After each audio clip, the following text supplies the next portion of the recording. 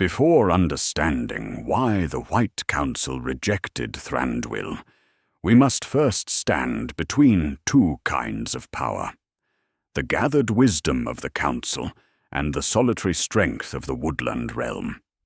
Both sought to preserve what was good in Middle-earth, yet they looked upon that task through different lenses. One of debate and alliance, the other of silence and rootedness. The White Council was a circle of the wise, immortal and mortal alike, united by vigilance against the returning shadow. They believed in councils, records, and collective foresight. In their chambers, strategy was an act of language.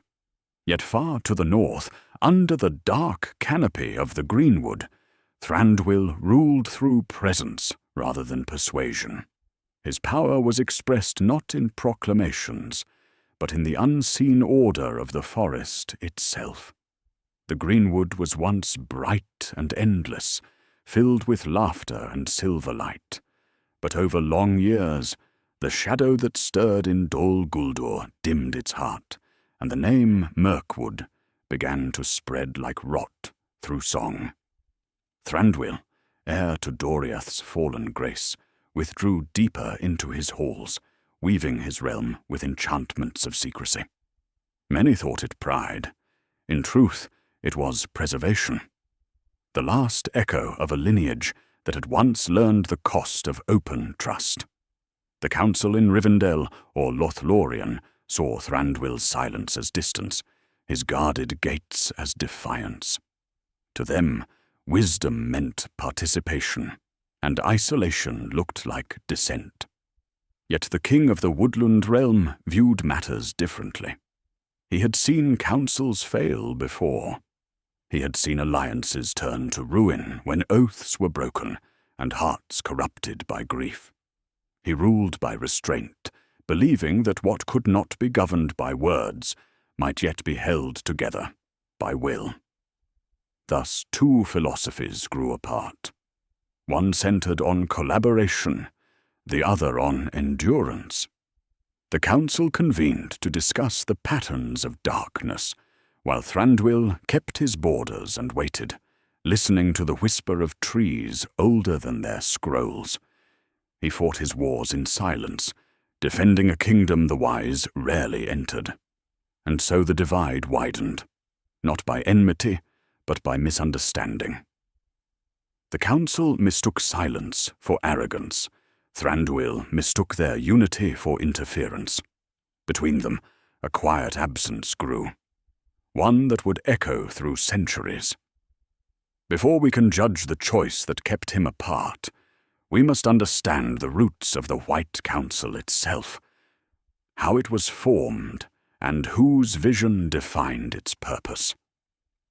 Only then can we see why the King of the Greenwood, though mighty in arms and lineage, stood forever beyond its circle. Next, the birth of the White Council, where the ideals that shaped inclusion also began to define exclusion. To understand why Thranduil was left beyond the circle, we must first trace the birth of that circle itself. The White Council, conceived not in unity, but in fear. Long after Sauron's defeat in the Second Age, whispers of his power began to rise again from the east. Shadows lengthened, travelers vanished, and strange creatures crept back into the wild places. It was Galadriel who first sensed that something ancient had not ended, only slept. She called for a council of the wise, so that vigilance might be shared among those capable of bearing it. The first meeting gathered minds older than kingdoms: Elrond, keeper of lore and memory; Saruman, master of craft and reasoning; Gandalf, the wanderer between all peoples; and Galadriel, whose sight pierced even despair. Together, they sought to weave their wisdom into a single defense against the dark. They named themselves the White Council. White not for purity alone, but for the blending of many lights into one purpose. Yet within that brightness, differences already stirred. Elrond trusted knowledge and lineage. Saruman trusted method and mastery. Gandalf trusted humility and motion. Galadriel trusted silence and intuition. Each believed they knew how best to guard the world. Their unity was fragile. A constellation held together by necessity, not affection. Still, their gatherings shaped the Third Age. They studied, advised, and watched the stirrings of Dol Guldur from afar. To them, wisdom was a discipline of observation, and authority came through language, counsel, and deliberation. Yet in that very structure lay the seed of exclusion. Those who did not move within their systems, kings, captains, wanderers of wilder lands, were rarely consulted, for the council saw itself as the summit of reason. Thranduil, though older than many men of that circle, was absent from its founding. His realm was far from Rivendell's libraries and Lothlorien's silver paths. The Greenwood's ways were not written, its laws not debated, its power not codified. To the council, this seemed a kind of lesser wisdom, an art too ancient, too untamed to trust. They sought coherence. Thranduil embodied mystery. Thus, from its first breath, the White Council carried both promise and pride. It sought to unite the wise, but its boundaries were drawn by philosophy, not invitation. Those who governed by intuition were silently dismissed as primitive, their insight lost beneath the council's rhetoric. The moment of rejection, then, did not come later. It was written in the council's birth, hidden within its definition of what counted as wisdom. Before we can understand how this oversight hardened into silence, we must look to what Thranduil's realm truly held, a power the council could neither command nor comprehend. Next, the power beneath the trees, where the Greenwood's hidden order reveals why it stood apart from every council of the wise. Before we can understand the council's distance from Thranduil, we must step beneath the Greenwood's ancient canopy, where power does not declare itself in armies, but in quiet persistence. The forest was alive in a way that neither Saruman nor Elrond could easily measure. Its strength was woven into root and leaf, in rivers that turned silently, and in the songs that drifted from the high halls of Thranduil's palace. Here, the king ruled not merely through command, but through communion with the land itself. The Greenwood was not merely a setting, it was a participant in history.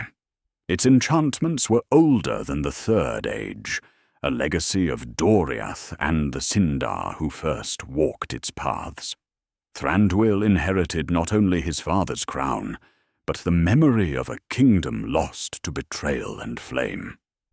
That inheritance shaped his governance, vigilance tempered by caution, intervention measured by patience. Soldiers marched, yes, but their movements followed rhythms of forest and shadow. Every action in the Greenwood was tied to the land, as if the forest itself breathed in counsel. This subtle power made Thranduil both formidable and inscrutable. Outsiders could not easily count his armies, nor predict the strategy that arose from the forest's quiet logic. To the council, whose wisdom thrived in deliberation and transparency, such secrecy was discomforting. What cannot be observed, they thought, cannot be trusted. Yet the Greenwood's autonomy was a shield against shadow, its hidden mechanisms preserving life that overt action might destroy. Within this realm, rituals of old still endured. Nightly vigils, hidden wards, and silent oaths bound king and people to the forest's will. These practices were invisible to those beyond its borders, leaving the council to wonder at absence rather than witness purpose. And yet, through this discretion, Thranduil's people thrived. The Greenwood remained a bastion, a living kingdom resistant to the creeping darkness that so concerned the wise. Breadcrumbs of these ancient practices would pay off later. The forest's resilience, the army's unexpected precision, and the king's unspoken strategy would reveal that true power need not always announce itself. For now, the council interpreted the Greenwood silence as aloofness, the king's privacy as defiance. The tension grew quietly, like mist threading between the trees. The question then emerged naturally. How did suspicion harden into exclusion? If the forest held such strength, why was its king kept at the council's edge? The answer lies not only in fear, but in mistrust. The perception that power not offered to the collective could not be reliable. Next, we will explore the shadow of distrust, where Thranduil's guarded autonomy and the council's measured suspicion begin to crystallize into a lasting divide. As the Greenwood's quiet power grew, a shadow formed, not of Dol Guldur's malice, but of suspicion between realms. Thranduil's aloofness, his measured interventions, and the unseen orders he maintained were interpreted by the White Council as arrogance or indifference. The wise, accustomed to transparency and debate, found the forest's secret rhythms unnerving. What they could not observe, they feared. What they could not command, they distrusted. This distrust was not immediate, but cumulative. Each uninvited report, each absent counsel, seemed to widen the space between Thranduil and the council. The king's restraint in sending emissaries or participating in deliberations was read as defiance rather than prudence. Yet the Greenwood required such care. Every step in the forest, every maneuver of its armies, was measured against centuries of memory, against lessons learned from Doriath's fall and the failures of trust. To Thranduil, sharing too much could endanger all. Meanwhile, within the council, Saruman's voice grew louder, asserting that action required clarity and accountability. Even Galadriel, whose empathy for Thranduil was deep, struggled to bridge the gap between intuition and method. Letters crossed the seas and forests, but each word risked misinterpretation. A phrase meant to reassure could imply critique. A request for cooperation could feel like intrusion. In this delicate balance, suspicion quietly hardened into policy. Breadcrumbs laid earlier. The Greenwood's rituals, Thranduil's ancestral memory, and the forest's disciplined yet hidden army now began to influence perception. The council saw secrecy. Thranduil saw survival. Both viewed the other as incomplete in their understanding. This chapter's subtle tension reflects the cost of isolation. Absence breeds interpretation, and interpretation often carries judgment. By the end of this chapter, the stage is set for the first real encounter between Thranduil's scouts and the White Council. The shadow of distrust, once only imagined, would soon meet the tangible threat of Dol Guldur. The question becomes, will the king's prudence align with the council's urgency, or deepen the divide? Next, in Dol Guldur and the Test of Silence, we will witness how proximity to danger magnifies misunderstanding and forces choices that neither side had intended. As the shadow in Dol Guldur deepened, the Greenwood's isolation was tested. Thranduil's scouts observed the movements of creatures emerging from the fortress's darkness, while the council debated strategies from distant halls. The first real friction between the two powers appeared here, not in battle, but in perception. The king's restraint, his choice to act cautiously rather than to rush into intervention, was read by the council as hesitation. Yet each decision he made was calculated, born of centuries of memory and knowledge of forested defense.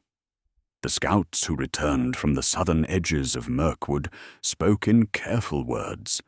They described unnatural creatures, a corruption that oozed into streams and glades, yet the greenwood itself remained intact.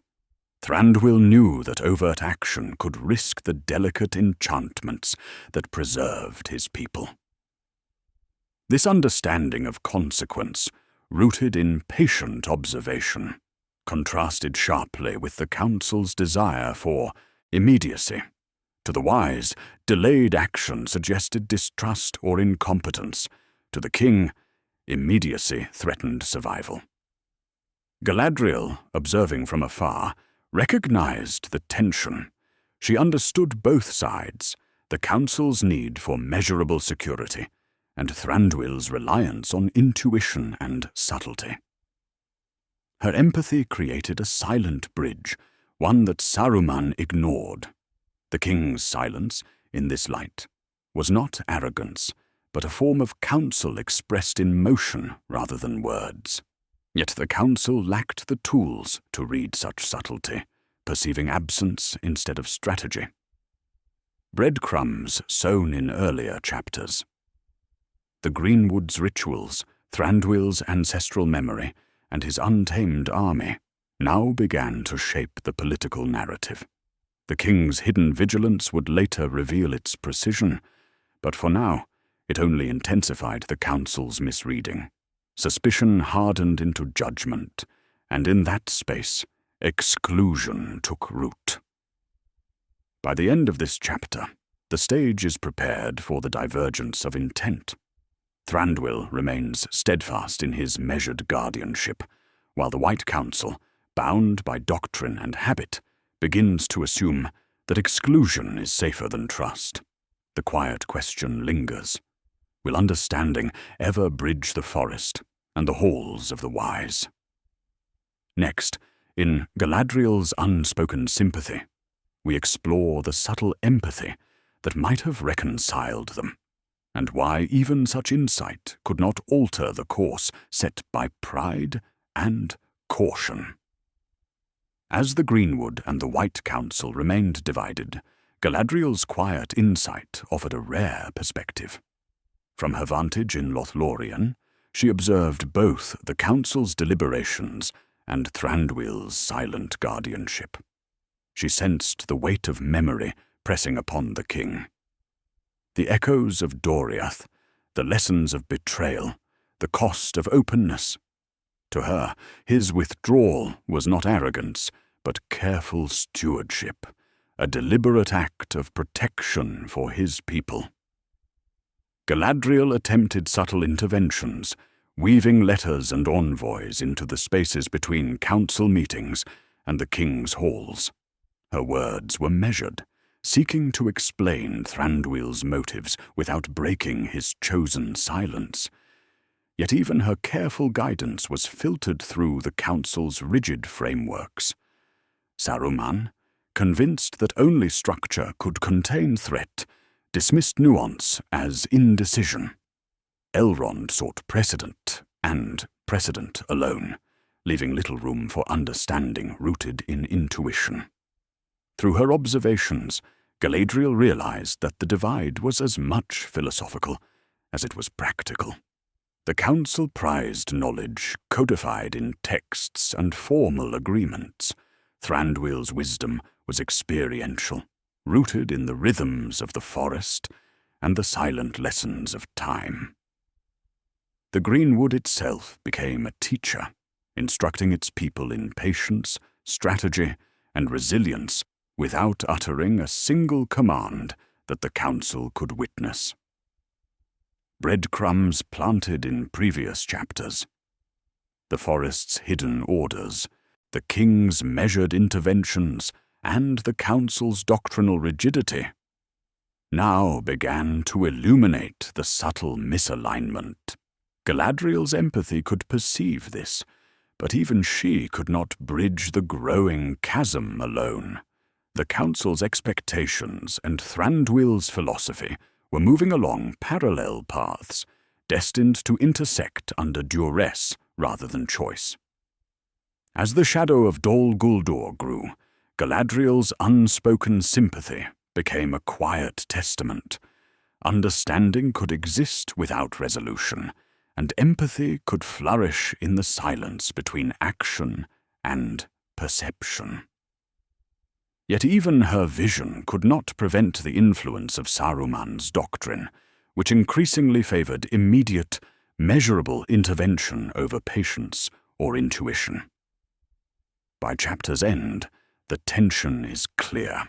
The Greenwood stands resilient, the council grows confident in its assumptions, and Galadriel's quiet bridge hints at reconciliation that will remain untraveled. The next chapter, Saruman's Doctrine of Order, will examine how his philosophy of centralized control further entrenched the divide and set the stage for the council's eventual rejection of Thranduil. While Galadriel sought understanding, Saruman's vision steadily shaped the White Council. He believed that order was the antidote to shadow, that structured knowledge and measurable action could restrain even the darkest forces. To him, power was safest when centralized, accountable, and predictable. Any autonomy outside this framework was a risk, however great the realm or loyal the ruler. Thranduil's Greenwood, rich in unseen strength and self-governed by ancient instinct, exemplified precisely the kind of untamed power Saruman distrusted. Saruman's doctrine was persuasive. Within the council, his reasoning appealed to pragmatism and fear alike. Actions taken without oversight, alliances formed without consultation, and power exercised in private seemed dangerous in his eyes. The subtle rhythms of the forest were invisible to him. Only the absence of report, the lack of formal communication, registered as deficiency. His insistence on centralization gradually dominated the council's discussions, casting Thranduil's independence as a liability rather than a strategic choice. Yet this philosophy came with hidden costs. By privileging measurable authority, the council risked neglecting the forces that could not be counted. Thranduil's isolation, once a simple precaution, was reframed as deliberate non-compliance. Every unspoken act of guardianship was misinterpreted, every hidden ward or scout report rendered invisible. The king's silence, in Saruman's doctrine, became absence, his prudence became defiance. Breadcrumbs seeded in earlier chapters. The Greenwood's rituals, Thranduil's ancestral memory, Galadriel's empathetic interventions, now converge to show the subtle tension. The council's priorities, guided by Saruman, are no longer neutral. They begin to enforce boundaries that Thranduil's realm had never intended to cross. The king's methods, once protective, now appear as obstruction. As the council formalized its assumptions, the stage was set for the fracture to harden. Thranduil's wisdom, grounded in experience and intuition, was eclipsed by fear of the unknown. The contrast between patience and immediacy, between measured vigilance and doctrinal rigor, became a defining motif. By the chapter's end, the listener perceives how ideology alone can create division, even among those who share a common goal. The next chapter, Gandalf and the Fractured Ideal, will explore a different perspective. One that recognizes the value of both caution and action, and seeks balance where the council's doctrine cannot reach. Before we follow the counsel further into its rigidity, we turn to Gandalf, whose perspective bridged worlds of power and subtlety.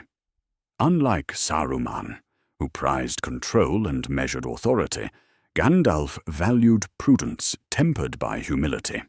He understood that true wisdom often lay in unseen actions, in quiet guidance rather than formal decree.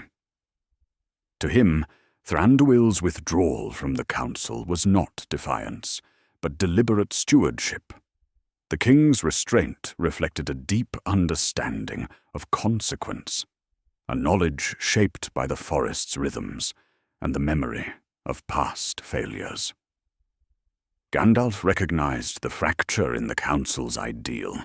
Its members sought unity through structure, but unity built solely on doctrine could never accommodate intuition, instinct, or ancient memory. Where Saruman saw disobedience, Gandalf saw prudence. Where the council feared chaos, he observed subtle order. He understood that the Greenwood's autonomy was a form of protection, not rebellion, and that its king, though absent from formal councils, served Middle-earth in ways that no assembly could measure. Breadcrumbs from prior chapters, the forest's hidden strength, Galadriel's empathy, Thranduil's ancestral legacy, illuminate Gandalf's approach. He perceives the costs of misjudgment, that mistrust, once sown, can become exclusion, that absence may be misread as defiance. He attempts quiet intervention, suggesting cooperation without coercion, patience without impatience. Yet even he cannot entirely reconcile the council's doctrine with the forest's independence. The tension between intention and perception becomes evident. Actions taken in silence are misinterpreted. Restraint is seen as refusal. Gandalf's nuanced understanding highlights the subtle costs of rigid governance.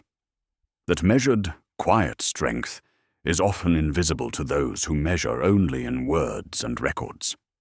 By chapter's end, we see a council divided not by overt conflict, but by misaligned values, and a king whose loyalty and power remain unrecognized.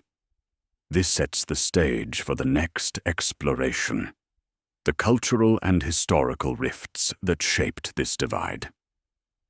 In The Legacy of Doriath, we will trace Thranduil's lineage and the weight of memory that guided his choices, revealing why his independence could never easily conform to the council's expectations.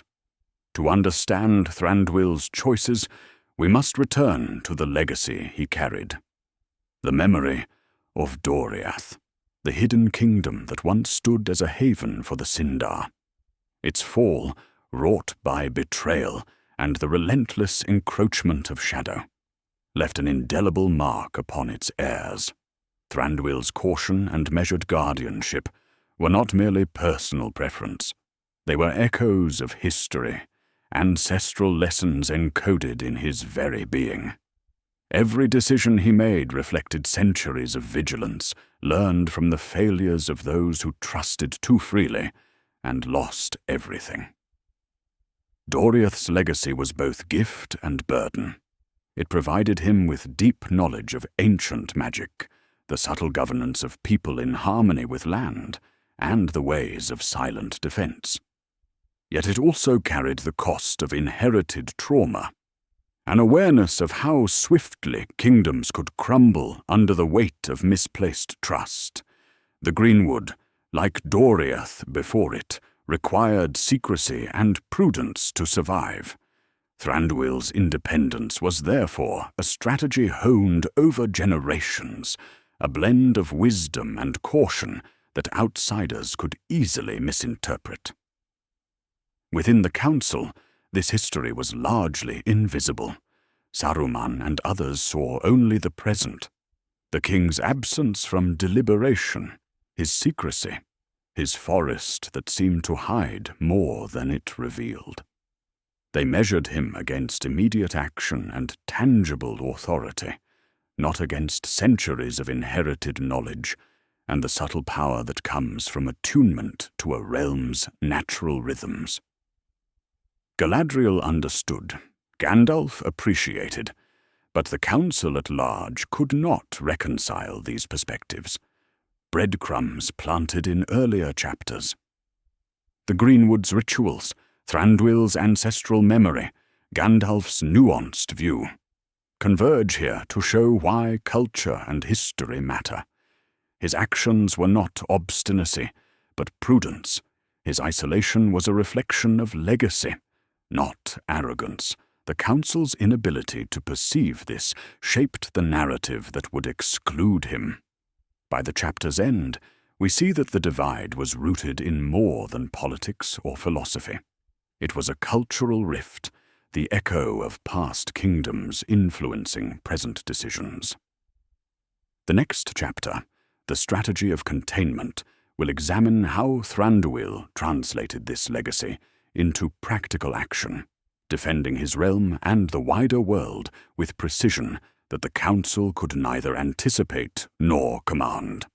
As Dol Guldur's shadow lengthened, Thranduil relied not on grandeur or overt displays of power, but on a strategy of containment, subtle, deliberate, and rooted in the Greenwood itself. He understood that direct confrontation with Sauron's forces could endanger the forest, its people, and the delicate balance that preserved life within its borders. Instead, he created layers of defense, patrols that moved unseen, wards that repelled the corrupting influence of shadow, and traps that slowed enemy movements without revealing the forest's full strength. This strategy was an extension of ancestral wisdom. Lessons from Doriath emphasized patience, observation, and the judicious use of force. Thranduil's containment was not passive, it was proactive, using the forest as both shield and instrument. Every tree, river, and glade played a role, becoming a living barrier to darkness. His army, though smaller than the legions of men, or even some elven hosts, moved with precision, guided by intimate knowledge of terrain and the rhythms of both ally and enemy. Yet the White Council saw only part of the picture. From their distant halls, the Greenwood's hidden network appeared inert or absent. The king's careful manipulations were invisible to those who measured power by numbers and declarations. Saruman interpreted restraint as hesitation. Elrond questioned engagement. Even Gandalf recognized the tension between necessity and perception.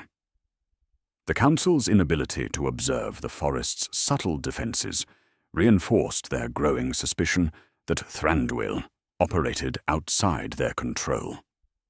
Breadcrumbs laid in previous chapters. The Greenwood's hidden orders, Thranduil's ancestral memory, Gandalf's understanding, and the council's rigid doctrine now converge in the strategy of containment. The forest itself embodies the unseen, the protective, and the patient. The cost of this approach is quiet, relationships strained, misunderstanding deepened, and the council's trust slowly eroded. By chapter's end, we see how competence can be mistaken for defiance and foresight for delay. Thranduil's containment strategy, rooted in wisdom and vigilance, paradoxically isolates him further from those who might have been allies. The next chapter, the Council's Final Deliberation, will reveal how this misperception crystallized into exclusion, setting the stage for the rejection that history would remember. Before we witness the formal decision that left Thranduil outside the circle, we must sit quietly in the halls of the White Council during its final deliberation. The air was heavy with expectation, yet tempered by caution. Each member understood that a single misjudgment could have consequences spanning generations. Dol Guldur's shadow had grown more insistent, spilling whispers of fear into every corner of Middle-earth. The council convened to weigh their options, balancing immediate action against long-term strategy. The question of Thranduil's participation became central, not because of his strength, but because of the mystery that surrounded it. Saruman opened the discussion with his usual insistence on structure. He argued that every force must be accountable, every ally visible, and every strategy measurable. Thranduil's Greenwood, with its hidden patrols, secret wards, and autonomous army, violated these principles. To Saruman, a kingdom that could act unseen was a threat not only to its enemies, but potentially to the council itself. He framed the choice as one between order and uncertainty, emphasizing that inclusion without transparency could compromise the council's mission. Elrond, speaking in calm, measured tones, weighed history against present reality. He acknowledged the Greenwood's past heroics, its resilience, and the king's prudent defense, but he could not reconcile these qualities with the council's expectation of shared counsel. He emphasized precedent and documentation, arguing that alliances must be demonstrable to ensure continuity of purpose. Gandalf spoke differently, advocating for subtlety, intuition, and trust in ancient wisdom. He recognized the value of Thranduil's discretion and the silent strategy of containment that had long safeguarded the forest. Yet even Gandalf's eloquence struggled against the combined weight of doctrine and fear. Galadriel listened with empathy, understanding the cost of exclusion, yet she too realized that the council's choice was shaped less by malice than by structural necessity. The Greenwood's strength was undeniable, but the council valued predictability above all.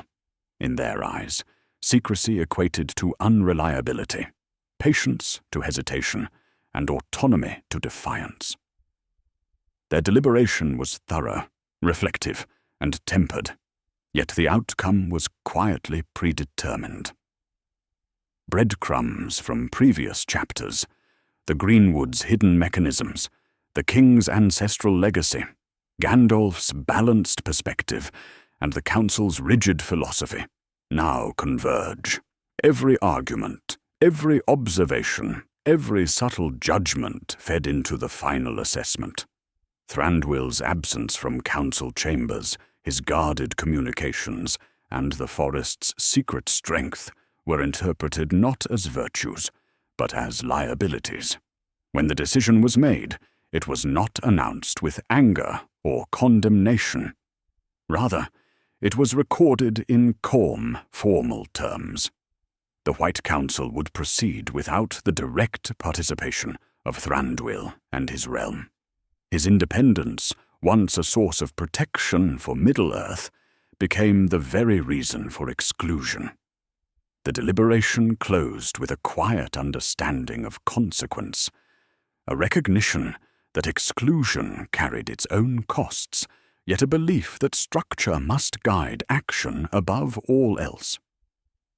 By chapter's end, the stage is set for Thranduil's response, a measured mixture of restraint, observation, and quiet assertion.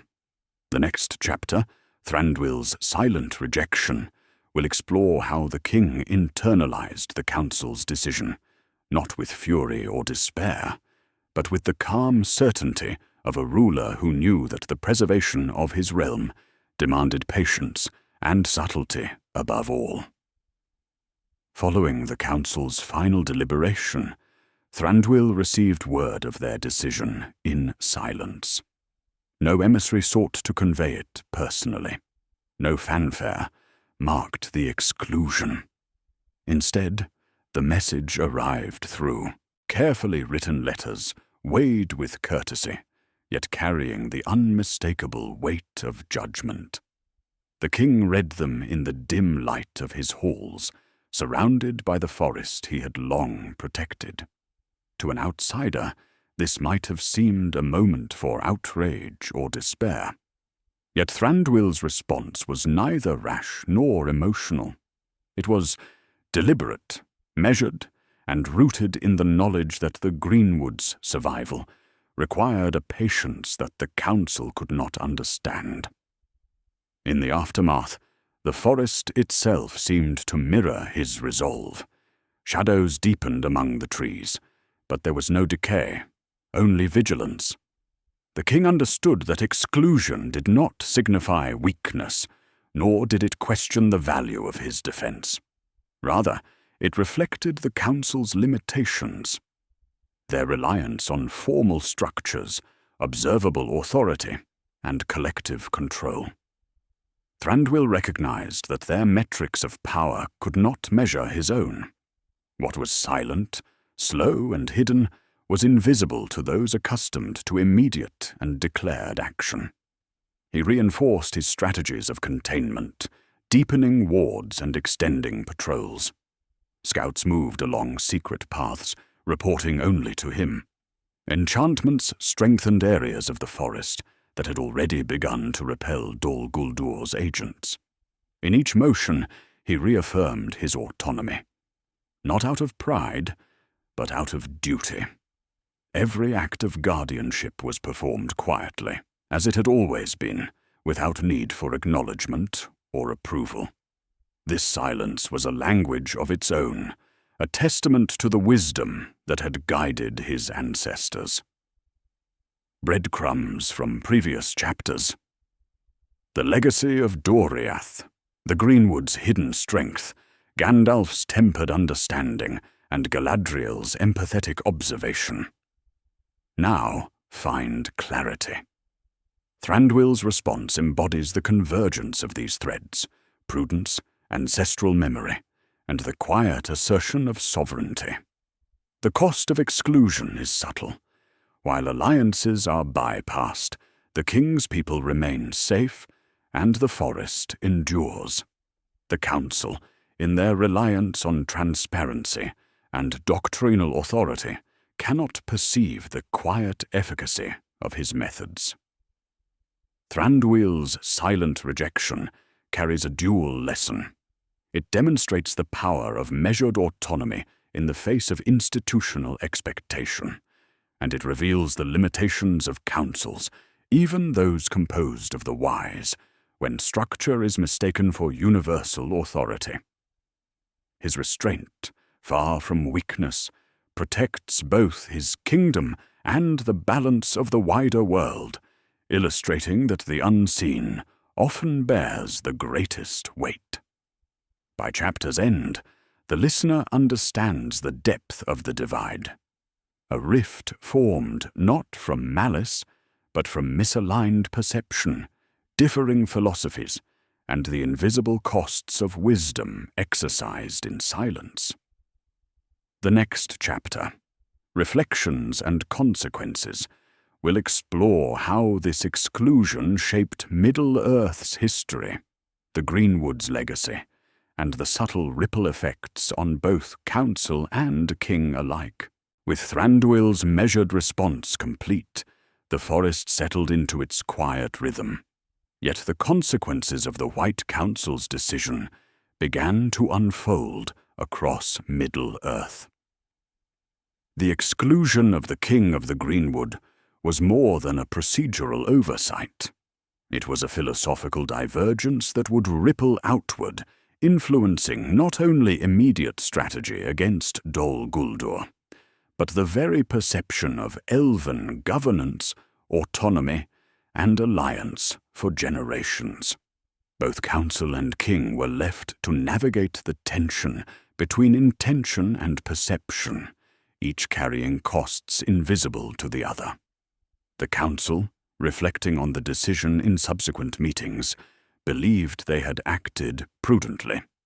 Saruman felt vindicated, his doctrine of centralized oversight seemingly justified.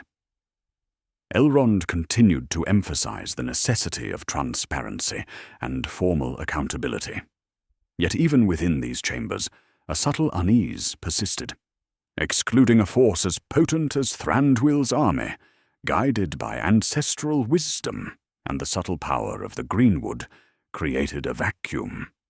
Certain threats required immediate observation, and the absence of such a capable guardian left gaps in the strategy that would only be visible in hindsight.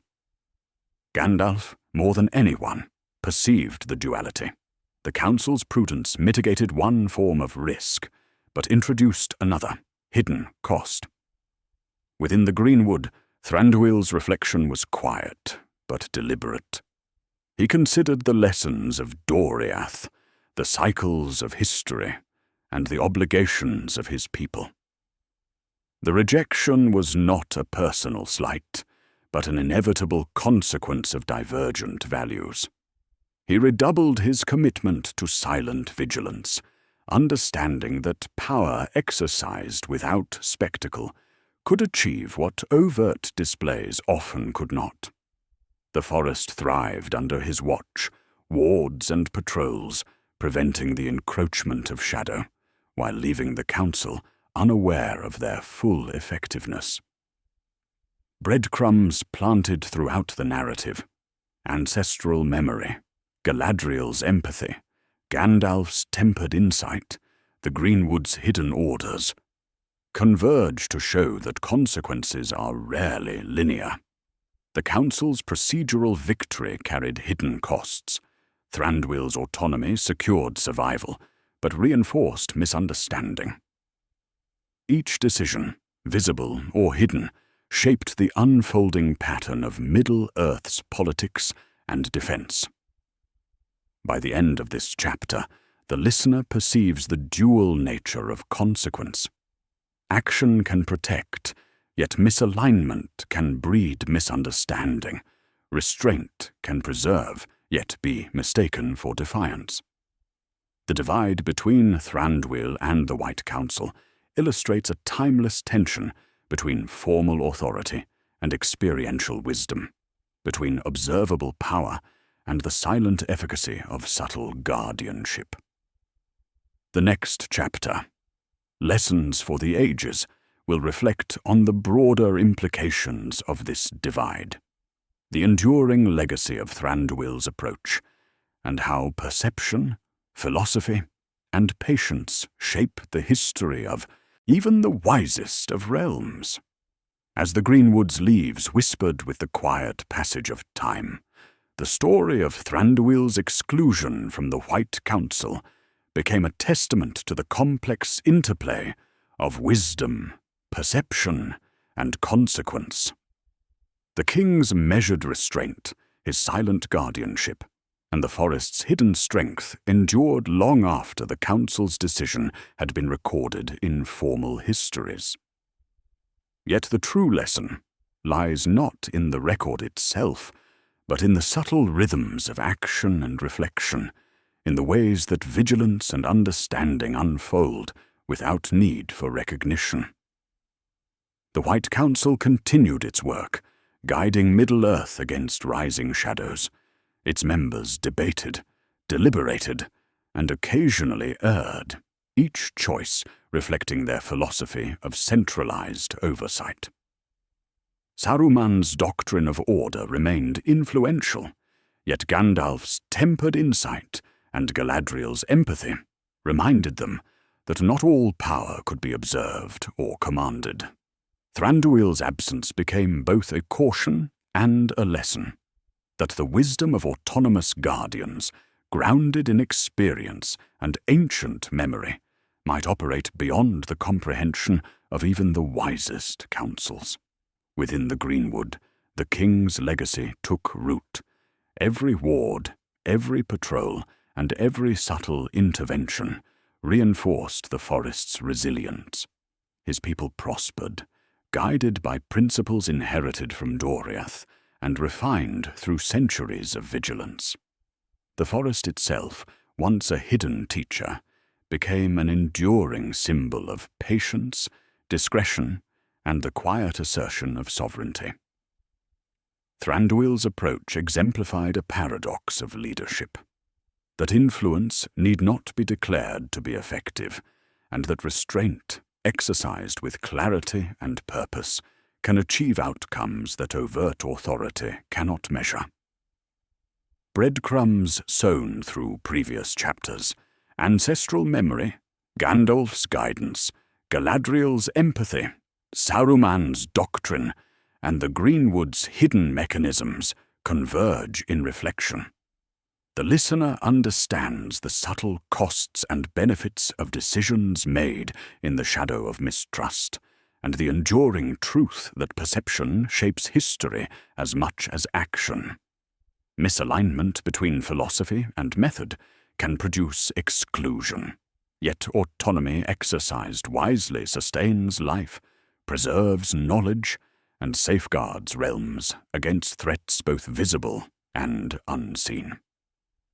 Ultimately, this story returns us to the central thesis, that the White Council's rejection of Thranduil was not a question of ability or loyalty, but of differing frameworks of wisdom, visibility, and control. The king's silent vigilance and the council's doctrinal insistence created a divide, yet both pursued the same ultimate goal: the protection of Middle-earth. By observing both sides with calm attention, the listener perceives the delicate balance between action and restraint, transparency and discretion, and the quiet power of wisdom exercised in silence. As the forest hums and history settles into memory, one is left with a reflective understanding. Strength is not always announced, and counsel is not always heeded. The Greenwood stands as a living reminder that autonomy, patience, and subtle vigilance are as vital to survival as armies, councils, and decrees. The documentary closes gently, leaving the listener with the enduring question: in a world measured by visible deeds, how often does silent wisdom shape the course of history? As the years unfolded, the story of Thranduil and the White Council became woven into the quiet fabric of Middle-earth's history. The King of the Greenwood remained ever vigilant, a guardian whose influence was felt not in proclamations, but in the enduring life of his realm.